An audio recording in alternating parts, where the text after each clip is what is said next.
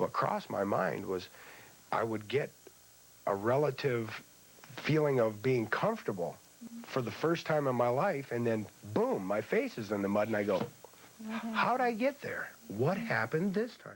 1991, after 6 suspensions from baseball, he seemed washed up. His face may have been in the mud, but his faith remained in that golden arm. He turned up at spring training begging the New York Yankees for one last chance. He got it, but with a sword hanging over his head. One more lapse, one more drug incident, and the baseball commissioner would throw him out of the game for life. The split screen you pictured when you clicked this tells you everything. Jail on one side, a funeral on the other. And right in the middle sits a story of terrifying crimes that did not all happen inside a courtroom. Steve Howe was supposed to be one of the greatest left-handed relievers baseball had ever seen. The kid from Michigan, the one Tommy Lasorda trusted to close out the biggest games of the year. He had the arm, he had the composure, he had the record books opening up in front of him at 22 years old. Before we go any further, if this story deserves to reach people who need to hear it, go ahead and hit that hype button right now and give this video some hype while we break down exactly what happened. Because the rise was as real as it gets. He had the World Series ring at 23. He had the Rookie of the Year award. He had a career that should have defined an era. And none of it stopped what was already building inside him. Because here is where we start the story. Not at the beginning, at the end. April 28th, 2006. A highway in Coachella, California. Steve Howe is driving his pickup truck alone. He loses control. The truck rolls over multiple times on the road. He is 48 years old. He is not wearing a seatbelt. He does not survive. And when the toxicology report comes back, the finding confirms something that anyone who had followed his career for years had feared. Methamphetamine in his system, not cocaine, the drug that had publicly defined his downfall across the previous 2 decades. Something stronger, something more potent, a substance that tells you the battle never ended. It only evolved into something worse. So how does a man who broke rookie records, won a World Series championship ring, and stood on the mound at Yankee Stadium as a champion end up alone on a California highway at 48 years old with stimulants in his system? The answer does not come from a single bad night. It comes from 7 drug suspensions, a felony arrest, a loaded handgun discovered in an airport carry-on bag, and a series of confessions he made publicly long before the road ran out. This is the full story of Steve Howe, and we are breaking it down from number 7 all the way to number 1, starting right now with the chapter that made every other chapter possible. Number 7, the double life. To understand what Steve Howe did to his career, his teammates, and the sport that gave him every possible opportunity, you have to go back to before the trouble started, back to the talent, because that is what makes the rest of this story so difficult to sit with. Steve Howe was not just good at baseball, he was genuinely special, and the evidence was there from the very first time he put on a professional uniform. The Los Angeles Dodgers selected him on June 5th, 1979, in the first round of the amateur draft. He was the 16th overall pick. He came out of the University of Michigan with the kind of high-velocity left-handed arm that scouts spend careers trying to find. He had composure on the mound. He had command of the strike zone, and he made the jump from college ball to professional baseball with almost no adjustment period required. The Dodgers sent him to Double-A San Antonio, where he posted a 6-2 record with a 3.13 ERA across 13 starts. 1 assignment, 1 level. That was the only seasoning Tommy Lasorda decided he needed. He made his major league debut on April 11th, 1980, against the Houston Astros. He was 22 years old. That first season, he appeared in 59 games, threw 84.2 innings, and recorded 17 saves. That save total was a new major league record for a rookie pitcher at the time. No reliever in the history of the sport had done what he did in his first year. His ERA was 2.66. His WHIP was 1.240. He was not just a promising young arm. He was the best rookie reliever baseball had ever produced. And at the end of that season, the voters agreed. He was named the 1980 National League Rookie of the Year. He was part of something the Dodgers had never quite done before. That organization produced 4 consecutive Rookie of the Year winners during that run. Rick Sutcliffe in 1979, Howe in 1980, Fernando Valenzuela in 1981, Steve Sax in 1982. That is the kind of talent pipeline that organizations spend generations trying to replicate, and Howe was right at the center of it. Then came 1981 and the World Series, the Dodgers facing the New York Yankees. In Game 6 on October 28th at Yankee Stadium, Howe entered the game in relief of Burt Hooton. He pitched 3.2 scoreless innings. He allowed 2 hits, walked 1 batter, and struck out 3. The Dodgers won the game 9-2.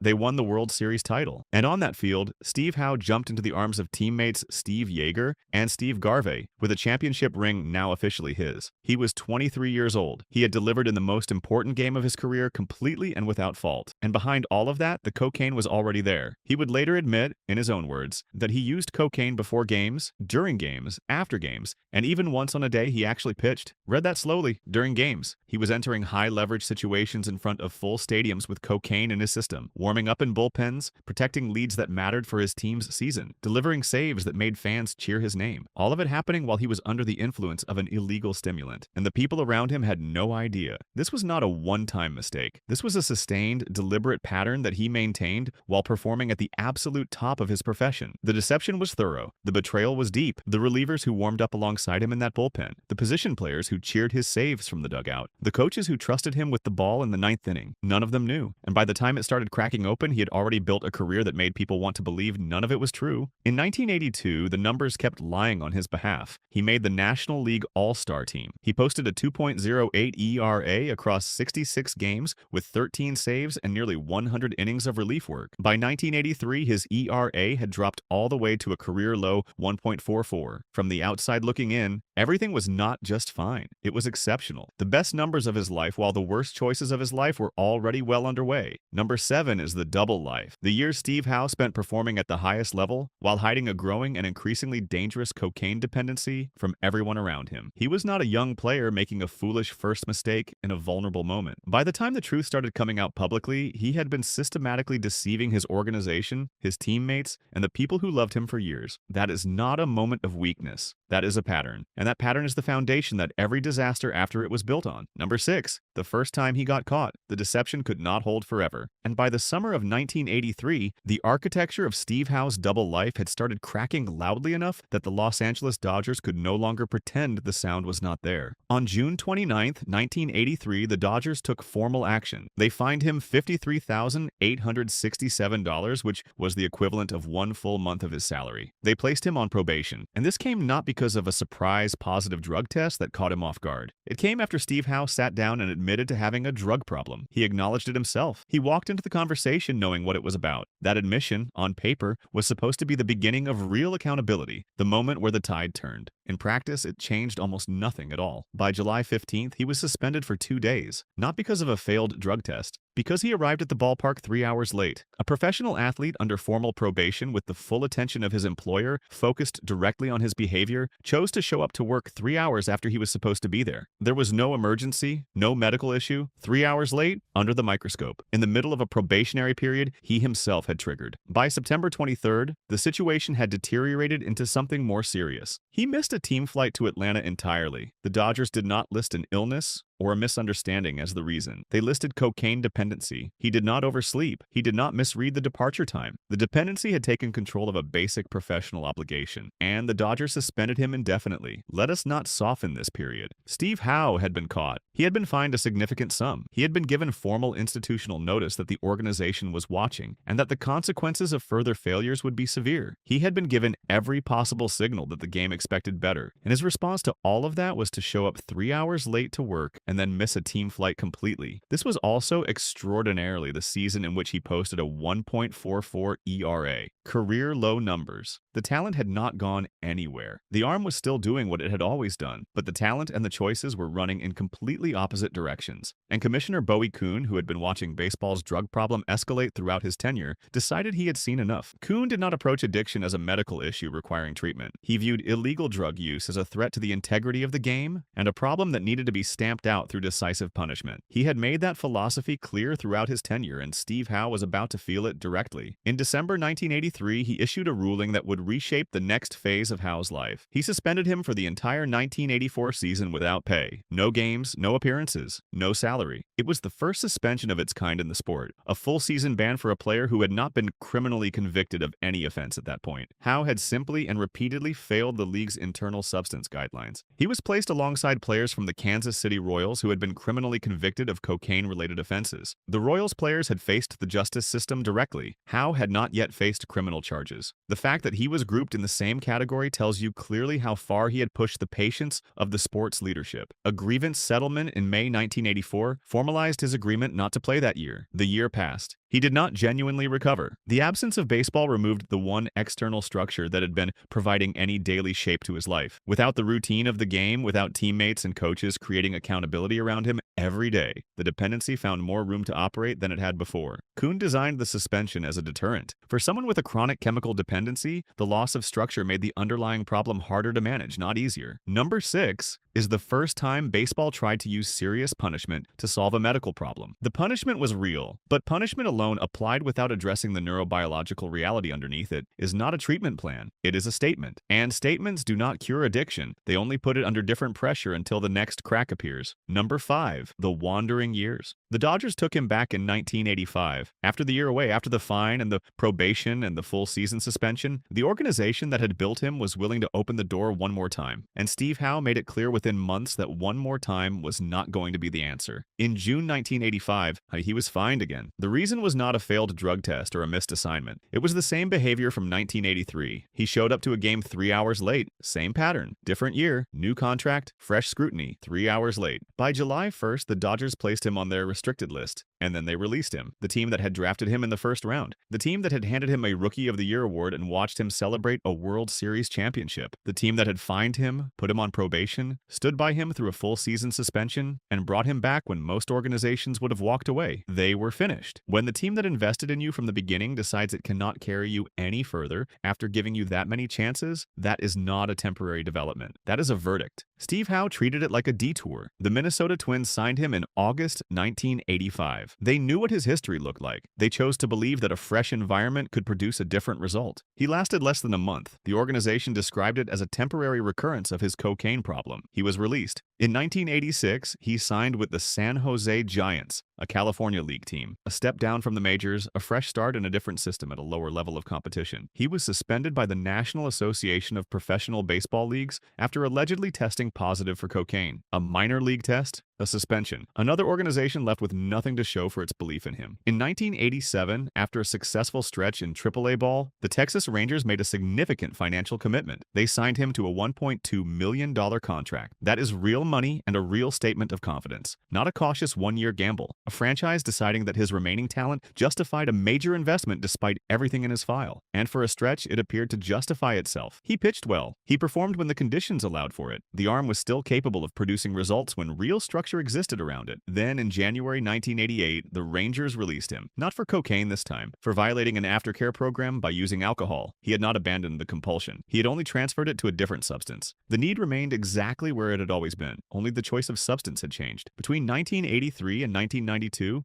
Steve Howe was suspended a total of 7 times for drug-related violations. 7 separate incidents serious enough to result in formal disciplinary action. That number became the defining metric of his career. It eclipsed his save totals. It overshadowed the All-Star selection. It cast a shadow over the World Series ring. Ask most baseball fans what they know about Steve Howe, and the answer that comes back first is 7 strikes. The years from 1985 through 1990 represent what should have been the peak period of a great career. He was moving through his late 20s into his early 30s. Elite relievers at that stage of their careers are pitching in October games, closing out seasons, building Hall of Fame consideration. They are the names that get celebrated at retirement ceremonies and honored with franchise tributes. Steve Howe was being released from the Minnesota Twins. He was failing tests in the minor leagues. He was being dismissed from aftercare programs in Texas. Every organization that opened a door invested something real: time, money, patience, a belief that this particular version of his story would end differently, and every time they were left with only the lesson that the cycle had not broken. The Texas Rangers alone gave him $1.2 million on that belief, and they paid for it in January 1988 when the aftercare program violation ended their experiment. Number 5 is the phase where the human cost of his choices became impossible to ignore for everyone who was watching. Not just the organizations, not just the commissioners, but anyone who had ever believed that the talent was going to prove stronger than the problem. No, by the end of the decade, that belief had been tested too many times, and the most serious chapter had not yet arrived. Number 4, the felony and the lifetime ban. By 1991, Steve Howe had used up more goodwill than most professional athletes receive across an entire career. The New York Yankees decided they were not done with him anyway. They signed him in 1991, and what followed was one of the more genuinely surprising performances of everything that came after the Dodgers era. In 1991, pitching for the Yankees, he appeared in 37 games and posted a 1.68 ERA.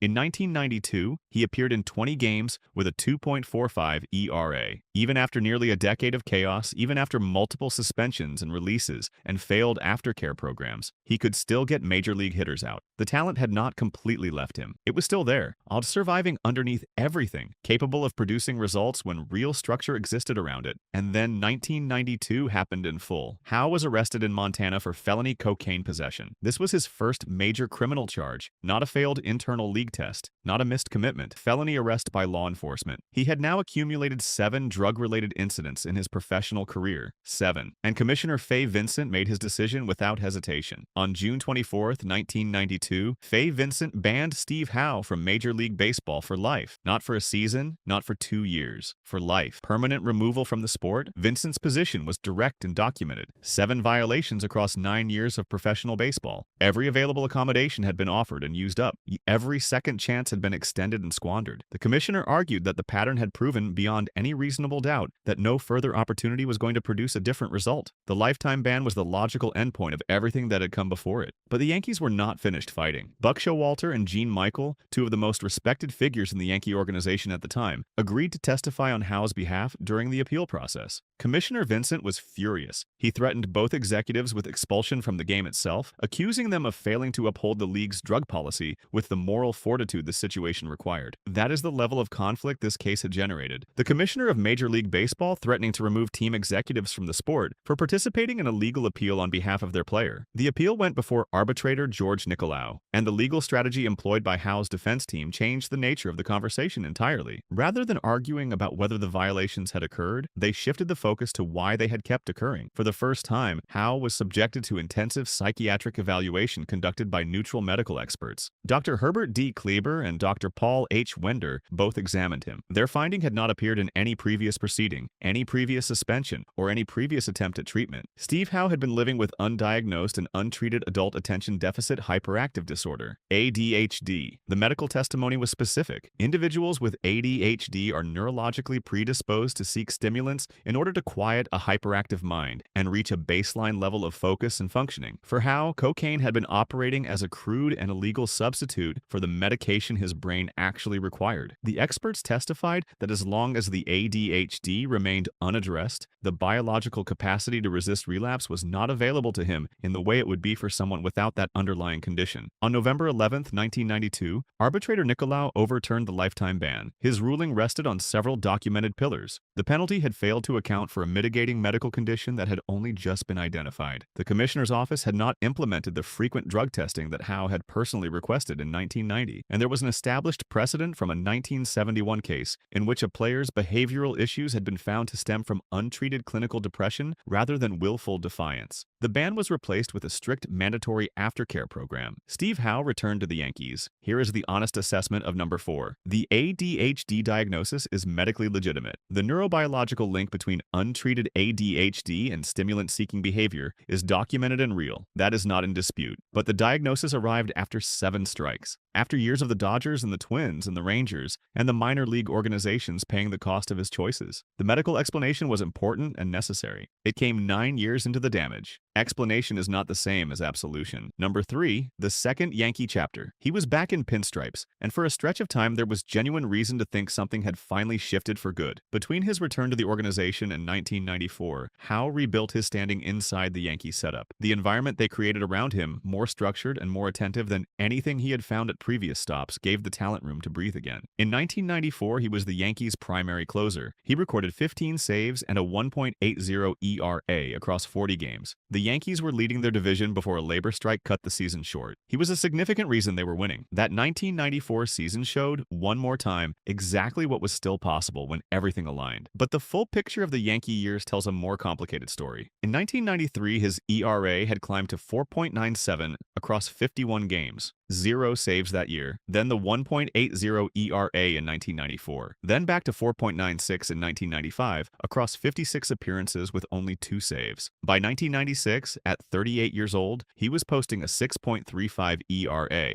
across just 25 games. The velocity was fading, the command was unreliable, the arm that had set rookie records in 1980 was finally running out of road. In June 1996, the Yankees released him. His major league career was over. Now look at what that career totaled across everything, 91 saves, a 3.03 ERA across 497 career games, 1 Rookie of the Year, 1 All-Star selection, 1 World Series ring. Those are real numbers that belong to a genuinely talented pitcher, but they are also the numbers of a player who missed nearly half of his prime years to suspensions and relapses, who spent the equivalent of multiple separate crises just staying in the sport long enough to accumulate them. The research makes a point worth pausing on. His repeated ability to return to elite performance after years of drug abuse and professional exile suggests a level of natural talent that was almost unprecedented in the sport. Almost unprecedented. And that extraordinary talent was spent almost entirely on survival, on coming back from one crisis just long enough to fall into the next. Number 3 is the Yankee years in full. Not just the 1994 peak, which was real and meaningful, but the complete picture from beginning to release. Because even in the most supportive environment he ever played in, even with an organization that fought the commissioner directly on his behalf and built real structure around him, the eventual decline came regardless. The talent did not leave all at once. It faded a few statistics at a time across several seasons until there was nothing left to protect. The Yankees let him go in June 1996. 2 days later, at JFK International Airport,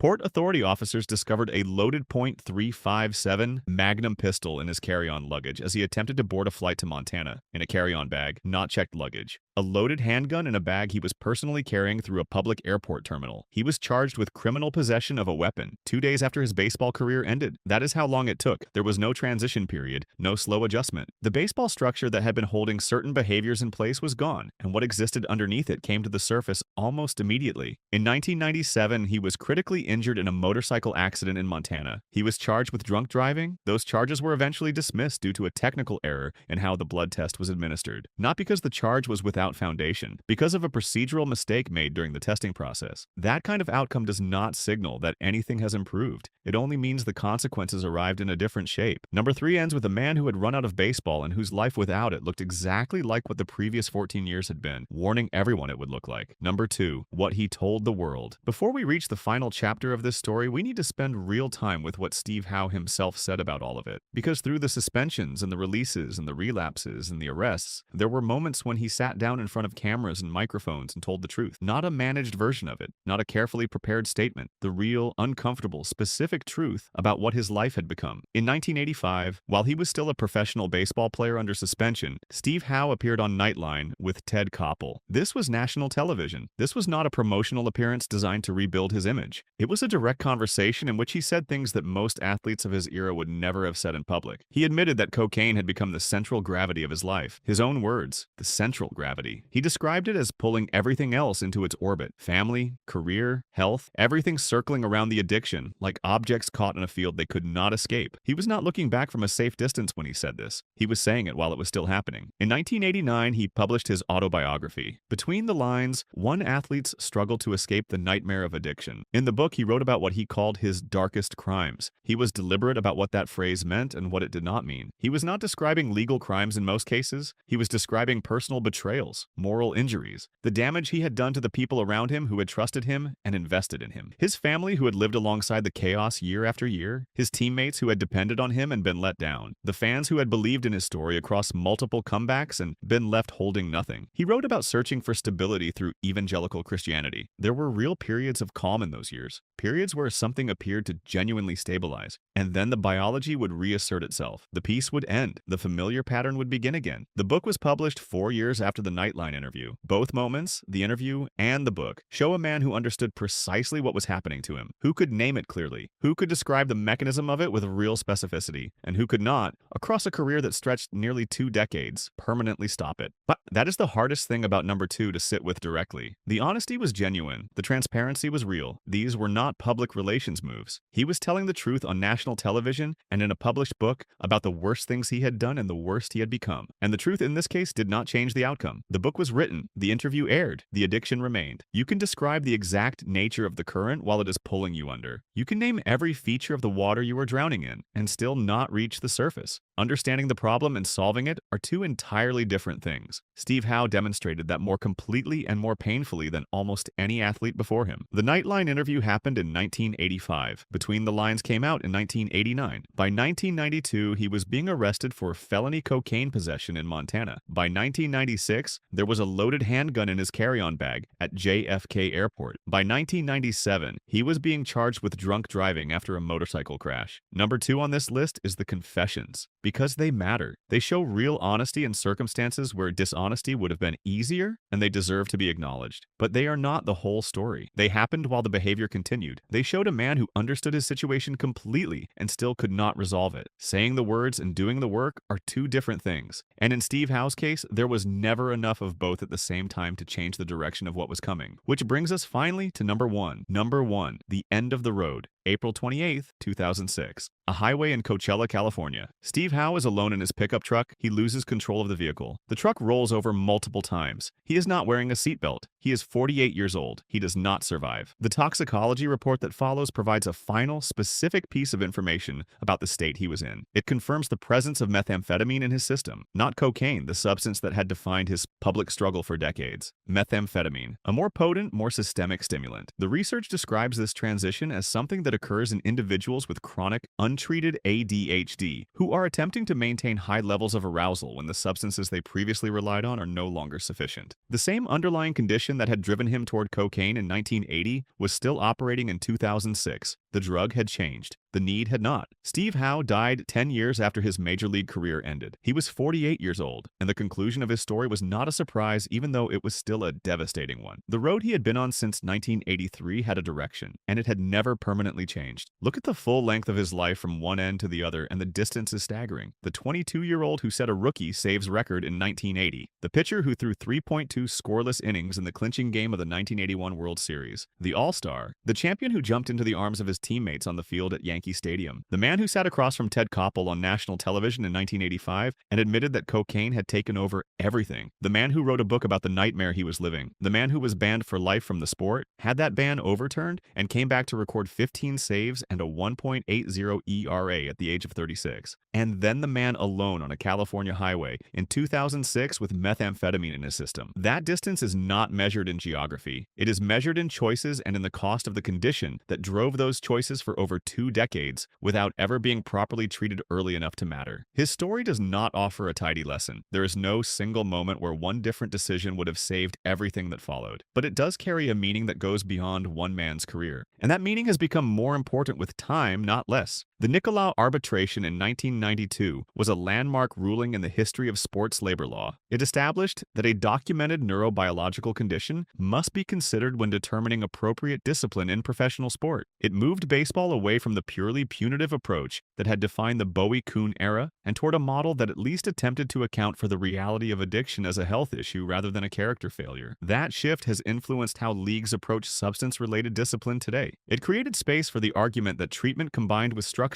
produces better outcomes than punishment alone. Steve Howe's career, in a deeply unfortunate way, became foundational evidence for that argument. Not because he won the fight. He did not win. But because his case was so thoroughly documented across so many years, it could not be dismissed. His story also challenges something that sport has always preferred to believe. That talent and willpower are enough. That if a person wants something badly enough and works hard enough, they will find a way to hold on to it. Howe wanted it badly enough to come back 7 times. He wanted it badly enough to sit in front of cameras and confess his darkest crimes on national television. He wanted it badly enough to write the book and put his name on it and put it in front of the world. And still, the real lesson his life teaches is harder and more valuable than the comfortable version. Untreated neurobiological conditions do not respond to discipline the way behavior does. The absence of proper medical identification and support for conditions like ADHD is not just a personal failing when it goes unrecognized. It is a structural failure. And when that failure combines with the pressure of elite professional sport, the absence of early intervention, and the access that fame provides to substances, the outcomes can look exactly like what happened to Steve Howe. He was born too early for the medical and institutional support systems that might have changed what his career became. A proper ADHD diagnosis in in 1980, with appropriate medication and a structured treatment plan built around his neurological profile rather than a punishment schedule, could have altered the entire trajectory of what followed. That is not a certainty, but it is a serious possibility. That is not a statement that excuses the choices he made or the people he hurt along the way. It is a statement about what was missing when those choices were being made. He deserved better tools than he was ever given. Now that is the full story of Steve Howe, and it is one worth arguing about. Drop your opinion in the comments right now. 7 suspensions. A lifetime ban overturned by arbitration. A career that ended on a California highway. Did Major League Baseball handle Steve Howe the right way? Were the punishments too harsh for someone dealing with an undiagnosed medical condition? Not harsh enough for someone who kept making the same choices? Did the sport fail him before he ever had a real chance to save himself? The conversation matters, and we want to hear where you land on it. If you got something from this video, leave a like and subscribe so you do not miss what comes next. We are here every week covering the stories behind the stories. The real history of sport is not just in the wins and the records and the celebration. It is in the full human life behind them. And Steve Howe's full human life is one of the most honest, most painful, and most important baseball has ever produced.